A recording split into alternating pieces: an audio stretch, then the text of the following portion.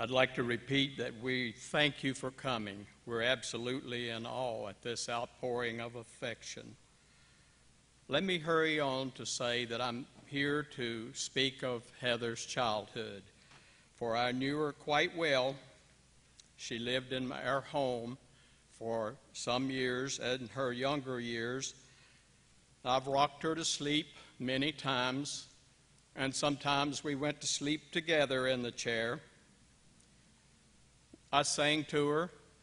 I made up little songs at times. I wish I had some of those recorded. They were truly silly, but it didn't matter to Heather. She loved them. I've read to her many, many times. I've listened to tapes with her. We were close. And she, like her brother, loved to be carried in a backpack. Oh, what exuberance in that backpack. Little legs flailing. Many times she knocked off my hat or pushed it down over my eyes. I'll never forget those times. She could reach around and get your hat and swing it and wave it. And I think she experimented with Newton's law of gravity quite often. We had a good time with that. Nick, before her, had loved that backpack. So we walked a good bit.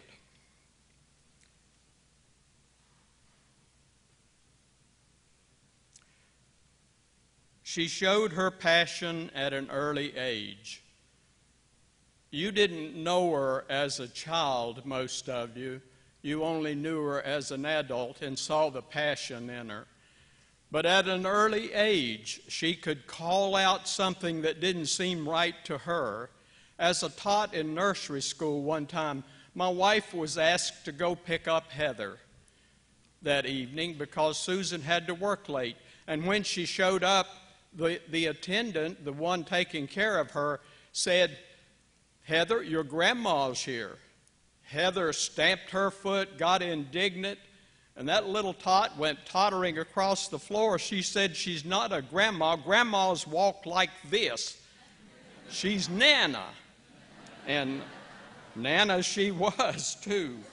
She called me Granddaddy, but the way she said it then, I'll never forget, and we teased about it. I was Grandaddy.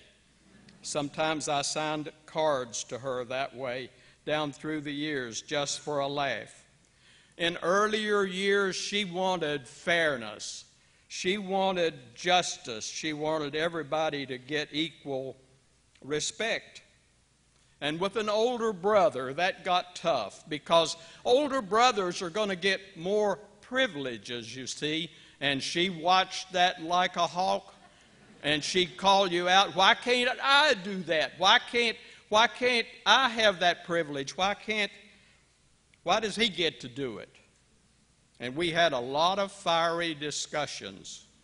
And she wanted to understand your viewpoint. It didn't seem right to her, but she insisted on knowing your viewpoint. And I think you saw some of that.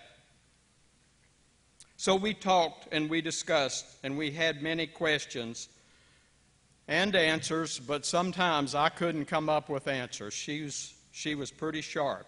How ironic that she ended up in a law office of all things. Discussion with passion. Hands waving. If you knew Heather well, you knew that she couldn't talk without both hands in motion. It was an adventure to see her come home from school and tell you about the day's happenings. In fact, it got so animated that we four would quit eating so often and watch her as she stood up at the corner of the dining room table, waving hands and almost dancing as she told you something that happened that day. She loved life. She was entertaining to watch as she grew up. You never knew what was coming next. Yes, that same drive, that same passion, that same desire for justice, I think we saw it all through her life. She wanted respect for everybody. In our family, All lives matter. And she absorbed that quite well, as did her mother before her and her brother. And she realized we all need forgiveness, and we all must extend forgiveness.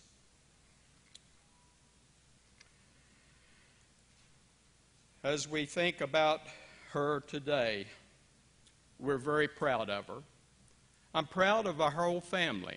My wife and I are very proud of Susan, Nick, and Heather.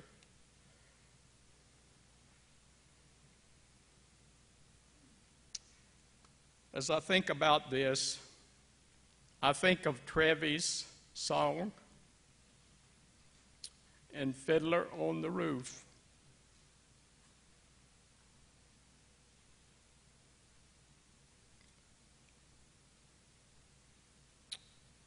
The little girl. Is this the little girl I carried? Yes, I think so. That same passion was beyond childhood. That same passion, that same girl, you've met her. You who knew her as an adult, you know her too. She was a lady of happiness and great joy, and realized that all lives matter.